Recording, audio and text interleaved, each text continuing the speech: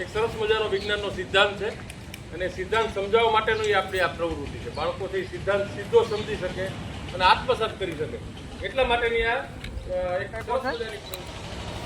અને એક આમ ભાગ કાપ્યો છે, આવો ભાગ કરીને તમને આપ્યો છે ને, બીજો ભાગ છે ને ચપટો કરવા માટે આ રીતે ગળ પાડવાની. જો પાણી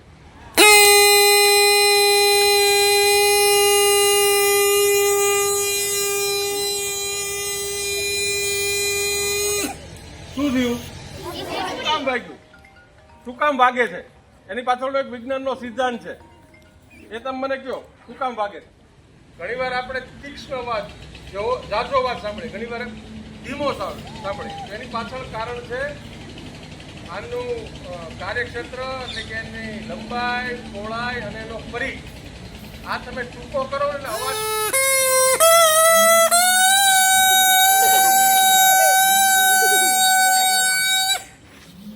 અવાજમાં ફેર પડ્યો.